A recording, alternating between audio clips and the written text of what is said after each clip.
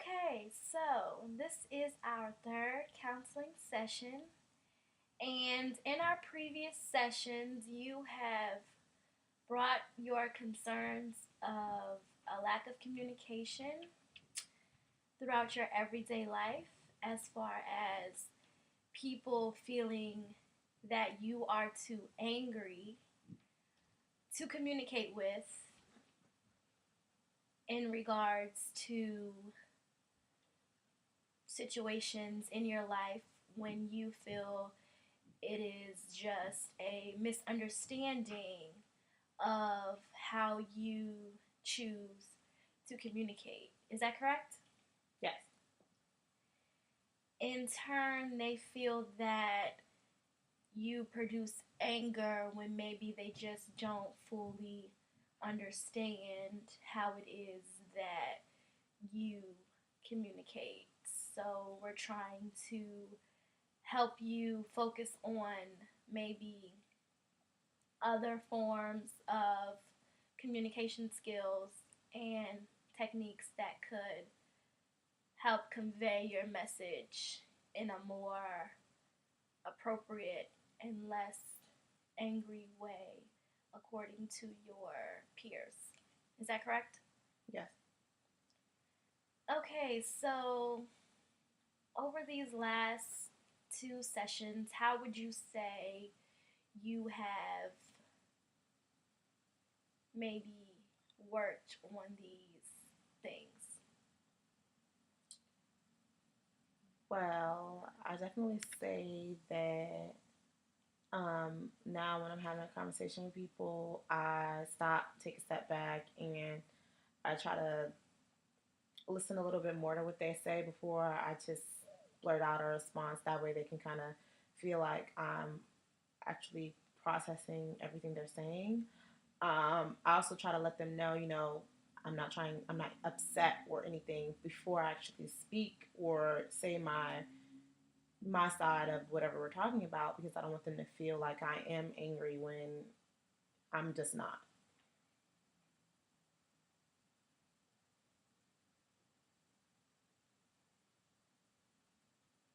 Why do you feel that they think you're angry? Um, I'm not sure. It could be sometimes how I the things that how I say things, not actually what I say, but it could be how I say them. They could feel like I'm saying them in a certain tone or I'm too direct with things, and that can come off a lot of the time as um, me being upset or me having an attitude. I know that when I'm very focused on something and someone breaks my focus, um, the way that I say answer may not be the best way, and that also is the way that people feel like she has an attitude because she's angry, and I'm not angry. I'm just was focused on something I was doing before I was interrupted. Um, those are just a few instances. So, can you give me an example of that recently happening and how you would have reacted prior to these sessions and how you would react after the conclusion of these sessions? Well, one day I was at work and had a coworker of mine. I was dealing with a customer, and I was right in the middle of it was just a very big issue that I had. And I was right in the middle of explaining to the customer when my coworker just kind of came around the corner and was just like, "Hey, Tony, I have a question." And she just rattled off her question. Usually,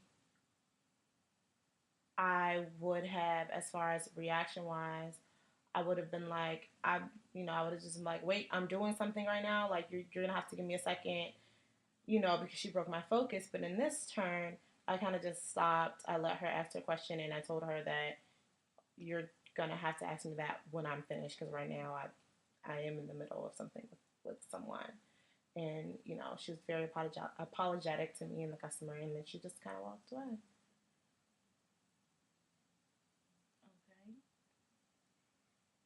Okay. do you feel that this made for a better outcome than if you would have used your previous techniques of just saying, hey, well, you need to chill, or, you need to wait till I'm done because I'm helping the customer right now?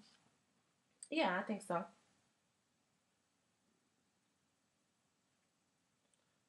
Um, I mean, I think that before, had I said what I usually say, she would have just, just been really upset for the rest of the day. Like, she's got an attitude. I don't know why she's so angry, all the time. And, in this case, she kind of just realized that, she was the one being rude by interrupting what I was, interrupting me and my customer, versus, me actually me versus her feeling I was being rude to her by telling her, I'm busy, I'm in the middle of something.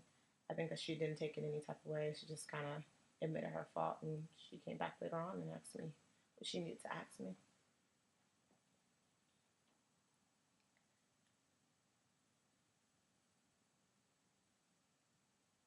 You stated that it's not the message, it's how you deliver the message. Do you feel that you, what do you feel you can change in the way that you deliver your messages, since it's not what you're trying to get across, but how you actually try to get it across?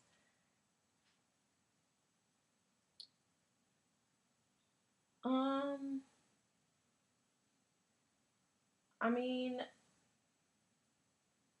I that's the thing. I'm not sure because I'm not a person. I don't feel like the things that I say are mean or wrong or not a lot of the times. I don't feel that way. I feel like people take them that way because I'm very blunt about what I say. There's really there's no sugarcoating or a padding behind what I say. I just kind of say it.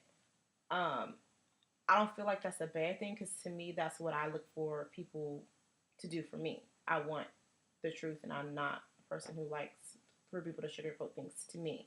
Okay. Some people just need reinforcements, and I'm not a person who likes to reinforce people um, for any type of reasons, unless it's something that serious that's happened, a death or something like that, someone's sick. I'm not a really compassionate person unless the situation actually calls for compassion. And so, I mean, I don't know of another way to say some of the things that I want to say because, I mean, just certain situations you're not gonna just always have compassion for because certain situations you don't need. It's not necessary to have compassion. Um, but I mean, I'm not sure how to change some of the things that I say because it's not that I don't want to. It's just that I just genuinely don't see what they're saying and I don't get it when they say those things. Um, I guess if I had to do something that would change the way that I approach people, I guess I would, if I say something, I would try to, reassure myself and ask them, did I offend you? Because if I offended you, I don't really mean to do that. That's not my purpose. My purpose is just to get my point across. I guess I could ask people that a little more, but I feel like that would irritate me because I don't think that I should have to ask you that every time I say something. So, Okay. Um, when you say something to someone and they say, well, hey, that really offends me, or, they say, well, hey, I feel like you're angry, do you go and ask them, well, what about what I said offended you? Or what about what I said makes you feel like I'm angry? And are they able to give you a concrete explanation as to, well, hey, you said this, and it makes me feel that you're angry because you look bad, or because you're yelling, or anything of like that? No, I don't really ask people, why. Why. I don't really ask people. Most of the time, after a conversation, I just hear from, after you have a conversation with someone, and this happens a lot at work. They'll go on and they'll go to another party and they'll have a conversation about what your conversation was about to someone else. And a lot of time from the third party, I just hear that the reason was that, she just has an attitude. And there's never really another answer to that. It's just, oh, because I just think that she just genuinely has an attitude. When that's not the case, I don't know why they would have felt offended or anything like that. I didn't care to ask, but they also didn't care to explain to anybody that either, because the only thing they can say is that, I have an attitude, and that's just not the case. Okay, so can you give me an example of a time that situation happened at work, since you said it mostly occurs when you're at your place of work? Um, One example I would give you is having a conversation with, someone that's a little above me, and they asked me a lot about how I feel about certain things in the store. For instance, it was a certain survey that we get, and they asked me, you know, what would be a better way to get that out to the people, the customers, and I'm just like, well, they were pretty much telling us, all of us, we were at a store meeting, that the survey, we weren't doing well in the survey, and that basically that it was all because of us, and that we needed to do better in this. And pretty much what I asked him was, what is the dialogue of the survey? What does the survey say? Because the survey is based on whoever helps the person.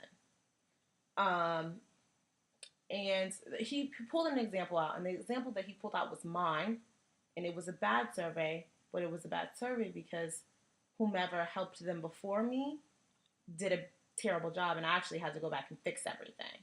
So they were there with me for an hour and left happy when they came in angry. So the survey didn't reflect me at all, but that was, we were rated bad on it because he alluded to the fact, he didn't really say it, but she doesn't say a lot of things a lot. He just alludes and implies things to the fact that I didn't do what I was supposed to do. So I asked him what the dialogue of the survey was, because he picked the issue my issue, my particular issue, and he picked an issue that he knew very well from the beginning was going to come back derogatory. And he just said, well, the survey says, how likely are you to recommend our company to someone else? And he kept telling me more questions and more questions about what the survey says, and the survey just continues to say, how would you rate the company 1 to 10? These things. So I said, well, I explained the survey to her very clearly. I explained the survey to her, and I told her that it was going to be based on me and my service. You'll have a box at the bottom to write what you want to write, and I explained that to him. And he was like, well, you didn't explain it well enough, because she did do it correctly, because she gave you a negative, she gave you a detractor. And so I said to her, well, she managed to put all her comments in the box correctly. I was like, I think she understood what I told her, but when she got the survey, it didn't have anything to do. It didn't have anything to do with your representative. The questions were, how likely are you to recommend the company? How likely are you to recommend the company service? Can you rate the service from 1 to 10? It didn't have anything to do with how likely are you to recommend the representative. How was the store that you went into? It had everything to do with the basis of the company. I'm like, well, it could also be the dialogue that's confusing customers. And when I explained that to him, his whole thing was I was just had a negative outlook on the whole thing, when in actuality I don't, because the survey has been going on way longer before I've been working for the company. In actuality, I just felt like it was just a general common thing. Like, people are probably getting abused because we're telling them one thing, but they're reading a completely different paper. So if someone tells me I'm going to get instructions in an email, and I get the instructions in the email, and it's completely different from what I was told, I'm just going to follow the instructions that I read in the email. I feel like I feel like anybody would do that.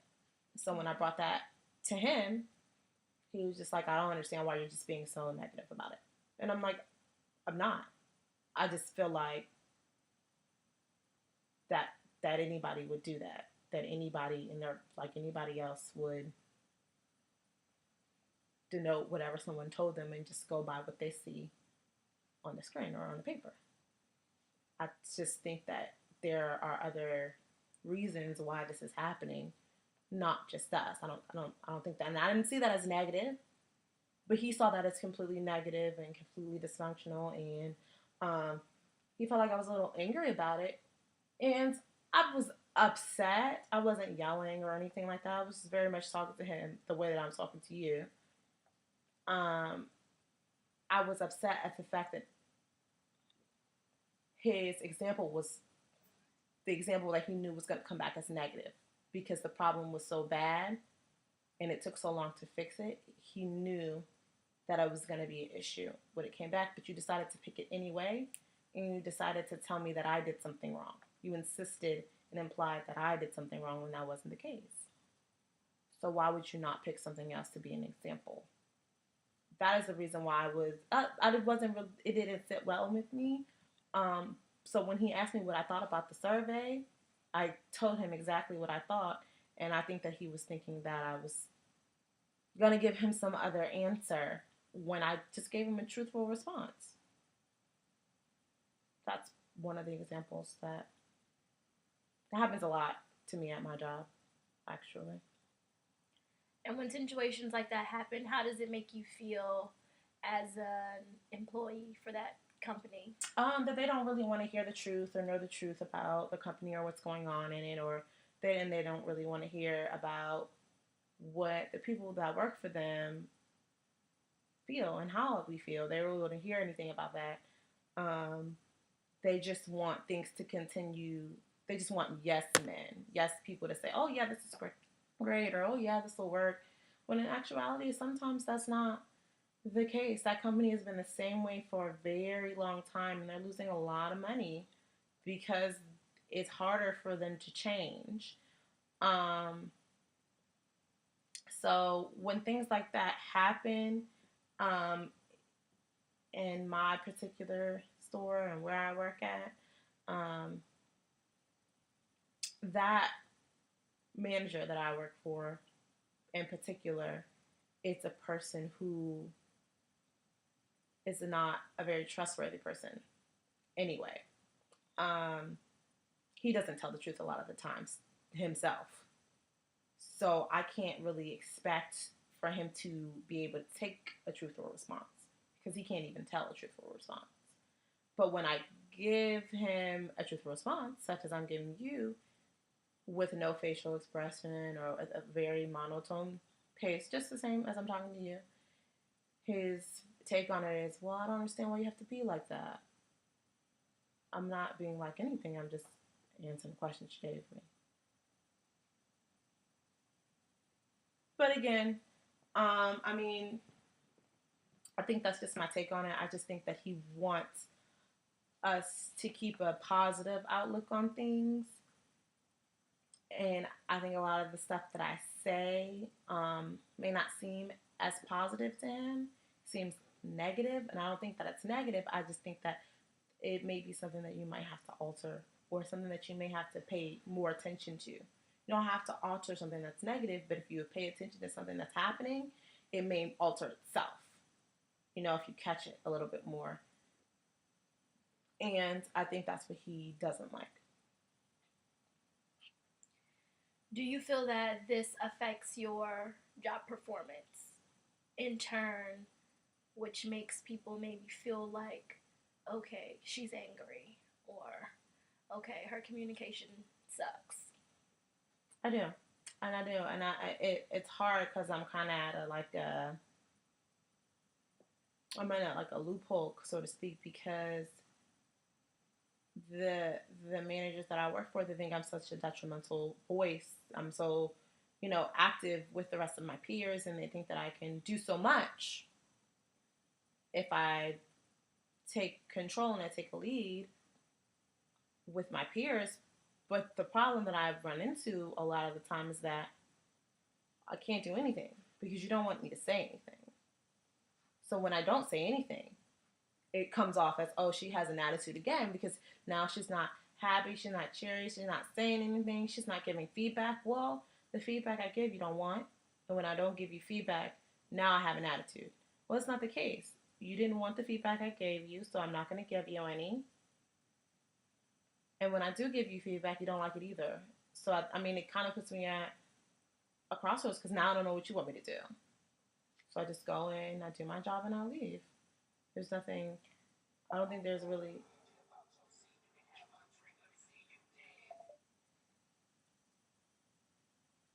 I don't think there's really another way for me to go about doing anything other than, just going to work and things like that. Um, because I can't have the voice that, if I can't have the voice that I want, then I don't want to have one. That's the way that I feel. So you're saying that in your work life, when you say how you feel, that it's not respected or it's not what they want to hear, so they shun it away and they say that you have a negative outlook on things.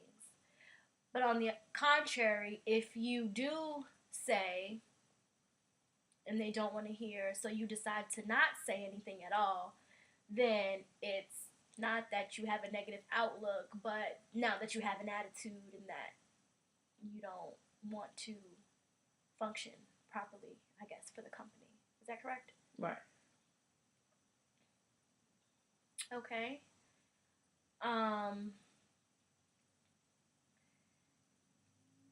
what what ways could you say you've tried to maybe explain to your supervisor or peers that, well, hey, I don't have an attitude.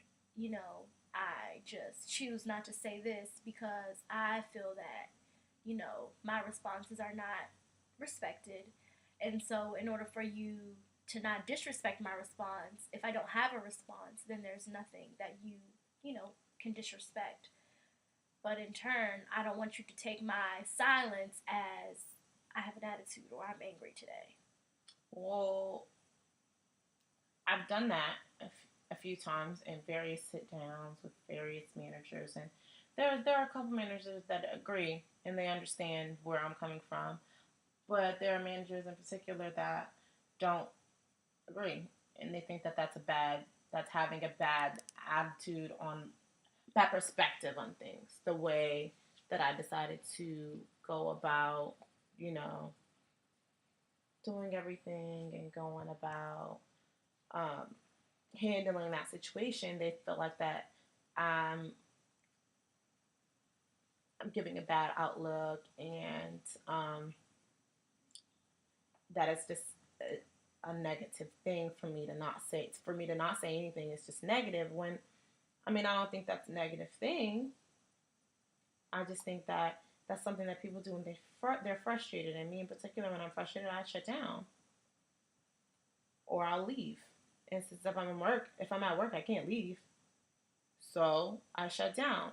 And that's just what I do when I'm frustrated, and I don't think that they understand that, and I don't think that they get that. That's sometimes what some people. That's how some people respond to frustration is a shutdown of things. I feel like I feel like I could say whatever to some of the managers and some of the people. One manager in particular that I work with, and I feel like I could explain myself in depth, and I could. If I had to write 5-page essay about it. I feel like I could write a 5-page essay about it, and he would still not understand it, and he would still tell me, "Well, this is just completely negative," and all his focus would be on the wrong things. It wouldn't be on the things to make himself and his team better. It would be on just me and why my negativity, why I'm negative and this, that, and the third one. Some people just don't see it. They don't see me as a negative person. They don't see me as having an attitude. They just see a lot of frustration, and that's just the case. Sometimes it's just a lot of frustration. So you mentioned that you sometimes shut down. Can you explain this shutdown to me? What it entails? What shuts down? What about you changes? How? What do you do differently during the shutdown period? Well, if I'm really upset about something and I'm just to that point where I'm just like, I'm just like over it. I will, if I'm at home or if I'm somewhere where I don't have to be, I'll leave. I'll just, say, okay, I'm out, and I'll just leave. If I'm somewhere where I can't leave, work or school or something like that, I become very enclosed and very to myself and very quiet. I'm not really interested in doing a whole bunch of things with anyone, any type of person. I'll usually, there's a certain area in my workplace that we like to call the cave. These people rarely come there and talk to you. You have to go get someone and bring them over there and work with them there. It's just a quiet place to work. And when I shut down, most of the time, at work, that's where I go. I go to the cave because I know that a lot of the times I won't be bothered. And that's just pretty much when I shut down and I'm in a group of people. I don't want you to talk to me. I don't really have anything to say. Don't ask me about anything. I don't have an opinion about anything right now because I just don't care. Because I've shut down, I just want to be by myself. And I mean, sometimes it stays that way for a long time, and sometimes I get over it, and sometimes it doesn't. But when I'm fed up with a situation, that's what happens. Unless I'm somewhere where I can just leave, then I'll just leave.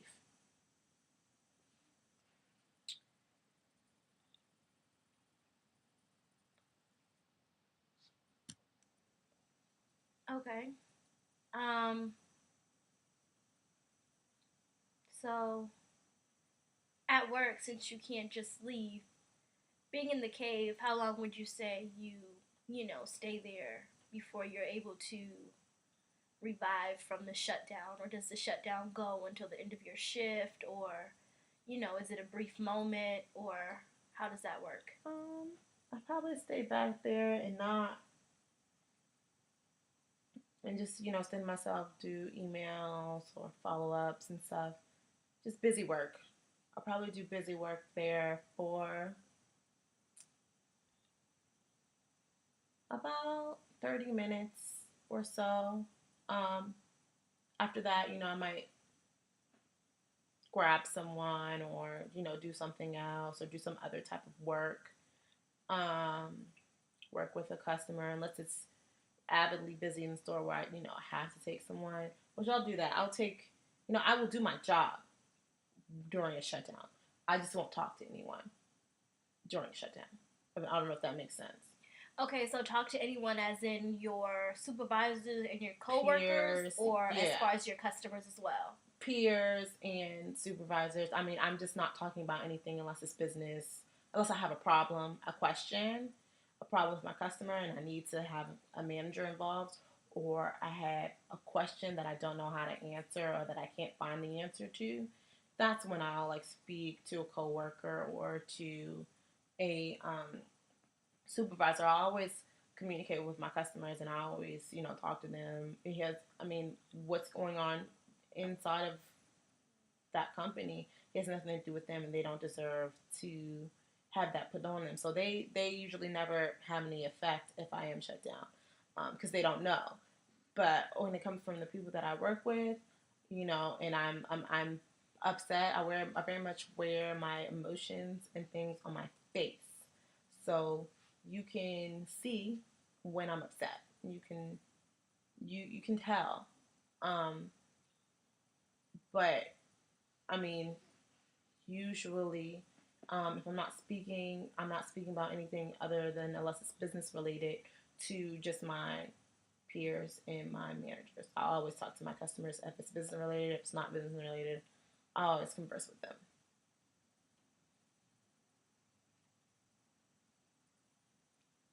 Okay.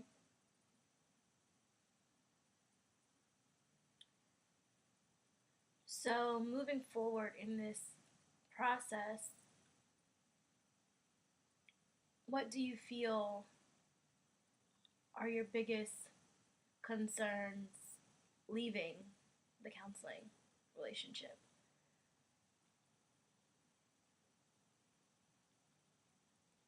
Um, I feel like my biggest concern is going to be trying to how do I get myself out of other people looking in mindset of me, this reputation that they built for me, this reputation of this girl that has a great work ethic and she knows her job in and out and she can lead very well, but she's got such a negative outlook and a bad attitude. Like how do I change that? Because how do I change that without having to completely change myself and who I am? Because that kind of what it feels like they want me to do. They want me to completely change who I am. The way that I assess a situation, the way that I process it, the way that I completely answer a situation, well, that's who I am. That's how I live my life every day. That's how I communicate with other people who I can communicate with other people fine. Problem is that I can't communicate with you the way that you'd like me to. And I think that's a little bit of an issue because it's not that I can't communicate with everyone. It's just that I can't communicate well with you because you don't like the way that I communicate. Um, so how do I try to change the perspective? That's my biggest concern is being able to change people's perspective, being able to switch that around so that I don't lose myself in everything. I'm not trying to make my workplace my career. That place is not, I'm not going to be there forever. I'm just there right now. But right now, if I'm there, I need to be happy because I need to work the best that I can. And right now, if I'm there, I need to be comfortable. Or I need to be somewhat comfortable because right now, I'm not comfortable. Very uncomfortable to work there, and it's very uncomfortable to work for the person that I work for because he makes it uncomfortable. Um, and I've been with that company for a long time. So it's not like I've always had these issues. It's not like I've always been uncomfortable. No, it's just that person. So the concern is how do I switch the perspective and how do I change the reputation that I'm getting based off of this one person without changing completely who I am.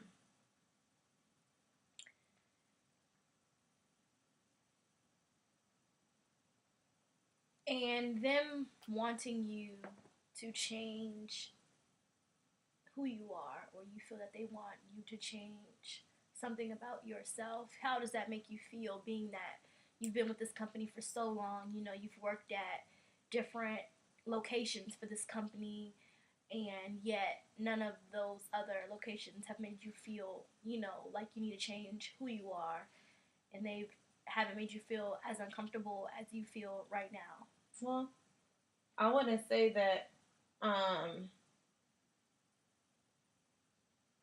I haven't gotten the feedback before, but I would say that the feedback was subsided because I worked very hard on. I feel like I guess the thing is I've already changed. a lot, tremendously. From where I was a year ago to where I am today is a 360. And I feel like more or less because that person doesn't know, I guess, the person that I was a year ago versus the person that I am now, they don't know that there was a 360. So they're putting the same thoughts back into these people's brains that, this is happening again. In actuality, it's not happening again. You're just taking everything the wrong way because no one else takes the things the wrong way. If I explain something to someone, I don't mean for this to upset you or this is just how I feel, they don't take it any type of way. They're just giving it as me stating my opinion or, you know, I blatantly telling you I don't have an attitude, so it means I don't have an attitude. But this one person decides that I do because that's how he feels. And no matter what I say, that's how he feels, and that's what it is. And I just feel like I already have changed. So what else do I need to do? What else would you like me to do? Because I don't know where to go from here. Because I feel like if I change any more, I feel like you kind of want to shape or mold me to a particular type of person that I'm just not. And then it feels ingenuine to me.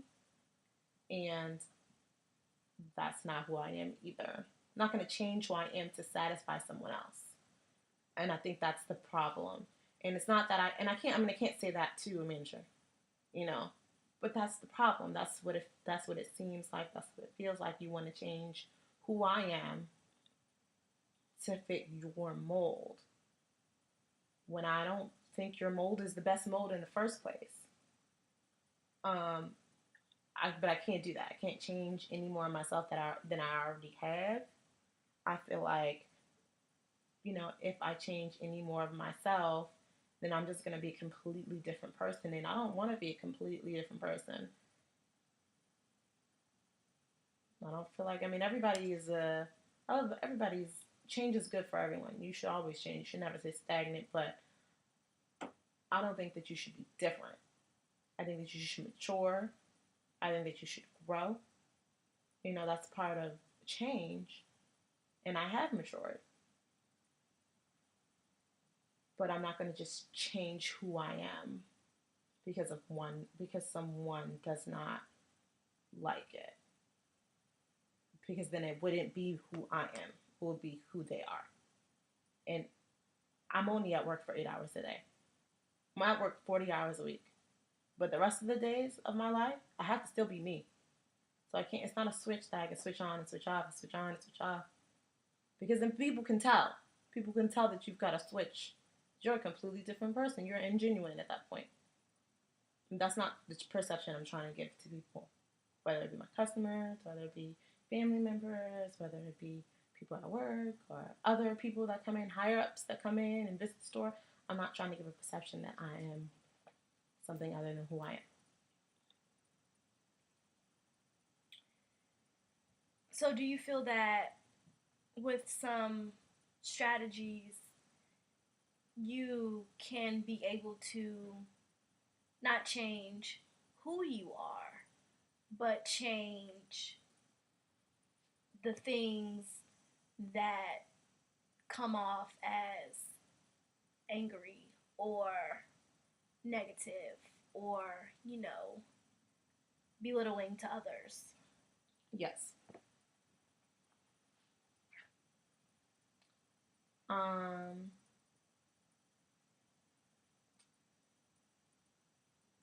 I think that with some, different resources and different things that I could, kind of change, you know, change the way that people feel as far as when I speak. They feel like I'm belittling them or they feel like I'm having an attitude. I think that I could, you know, change that, and I think I could work on how that dialogue flows a little bit more smoother to people. How it just, helps people, makes people more comfortable versus making people either upset or just, kind of back away. Um, I think that it's not something that's going to happen overnight. I'm definitely going to have to work at it. But I think that it can change as long as I, keep at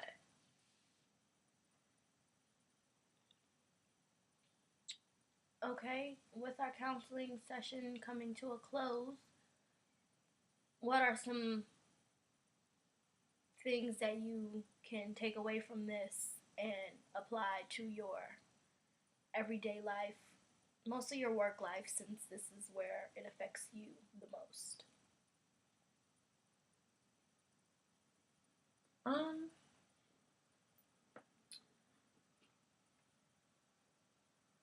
um, I guess what the things that I can take from this counseling session um, is, I guess, just to try, just to ask people a little bit more, one, are you upset or offended by anything that I said? And if they say yes, ask them, what about what I said offended you? Because I don't think that's the question that I ask a lot of the time. And I don't think that that's something that I do a lot of the time. I just think that when people say that I offended them or that I have an attitude, I just think I let it roll off my back because I've heard it for so long that anything I say to try to change it just goes out one and the other. So I just don't say anything anymore. I'm just like, okay, well, what can I? It's something I can do about that now. But I think that I can start to ask people, what about what I said offended you? Then maybe if I can explain what I meant to give a further explanation, then they won't be offended anymore. And if they are offended, I can apologize because I don't mean to offend anybody. That's not for my purpose. That's not what I want to do. My point, what I want to do is just to get my point across. And I just want you to understand. I don't want you to be upset or disrespected or offended by that. That's never something that I want to do for people. So I mean, I can take that. I can definitely take that from this counseling session. Um, I think sometimes it is good to show a little empathy to people. Um, so I can work on doing that a little bit more because even though I'm not a very empathetic person, I don't need a lot of compassion a lot of the time. There are some people who really do, and so in certain cases I can show a little bit of empathy without babying someone or without completely sugarcoating something. I can definitely do that as well. Those are a few key things that I can take from the session and apply into, not even just work, but just everyday life too. If I end up having an issue where someone feels that way, I can apply that to that issue and just diffuse the situation. So you mentioned asking them about the content of what your message is, Mm-hmm. as opposed to just letting it roll off your shoulder. Ask what in the content offended you or Right. gave off the impression that I was angry. Right. Okay, well, I think that, you have a great understanding of what others feel and think about you. I think that you could have more knowledge about, why they feel this way if the right questions were asked every time, which could get frustrating, but every time someone says they're offended, you have to go and ask them, well, what in my content offended you? Mm-hmm. But I think that would give you a better understanding or a more clear and concise understanding of what you're actually saying that offends someone or makes them think that you have a negative outlook on a situation or makes them feel that, you're angry. Um, I think that, you express, about your work very well and, what you feel that they think is the problem. Um, I would only say, ask them. That's all you can do is, try to better yourself and ask them, well, hey, what can I do to, maybe come off less negative? Or, like you said, ask what in my content was negative. So maybe you can, think about it before you say it and try to reword it. Because, like you said, you don't want to change the person that you are. But sometimes I feel in life in order for us to be successful, we have to adapt to our environment. Rather it not be changing my character or the person that I am on the inside, but maybe, doing things a little differently at work than I would at the club with my friends, or, acting a certain way in one location than I would versus if I were, at a picnic. I do think that the two techniques and strategies that you are taking away will be helpful and beneficial to you. I hope that you will continue to grow and maybe, come back for more counseling sessions if you feel the need to. And I'll also give you, some more strategies and mechanisms to try and help you with your communication skills so that you can better them not only for the success of your company but for the success of yourself, since you mentioned you want to go and do other things. It's not going to be your career. This is only a job right now for you, and these strategies can benefit you in the long run, and if we put them in place now, then when we are adjusting through life and we go on to other ventures, these strategies and mechanisms will already be instilled in us, and we're able to then apply those to everyday life as opposed to still being, stuck in our same way, trying to figure out, well, who does my job want me to be? Or who should I be for my job? When you can go into a new career or job knowing, like, okay, well, this is job performance behavior, and, this is appropriate for the job, and this is out of job behavior, and this is appropriate for when I'm not at the job, just to help with your communication skills as well as so that you can be able to effectively communicate with supervisors, peers, family, whoever that you come in contact with, because the first, impression is the lasting one, and you don't want that impression to be one of, oh, well, she's the angry girl, or she's the negative girl, and, say you were to go somewhere else in that same company, you don't want that negative connotation to follow you, and when you get to that new location, they're like, well, we've heard about her, she's the angry girl, or the negative girl's coming to our location. You don't want that. Everywhere you go, you want to make a first impression on your own, and for that to be a well known and well liked impression, by everyone, which everyone is not going to like you, but if you have those certain, strategies backing you up, and, brushing up on your communication skills daily, using these strategies and other external resources that I provide, I feel that, later you will become equipped with them, and they'll be adapted into your everyday normal life. And so I just hope that, everything we've done in these sessions has been beneficial to you. And just keep in mind that I'm not here to solve a problem. I'm just here to help you see any concerns that you have in your life and try to give you methods and strategies to help with those concerns so that you're able to function and live your life without these concerns, turning into something greater and affecting or impacting your life in a much more negative way than it already has, or, that it could progress to. So, thanks for coming. Thanks for having me. And I wish you all the best in the future. And I hope to hear from you and keep me updated on how things turn out. And I'll give you some papers with some extra resources for you to use once you leave counseling, so that they're not just in your head today and gone tomorrow. You always have it to look back on and refresh your memory. Okay, well, thank you so much. All right, thank you. You're welcome.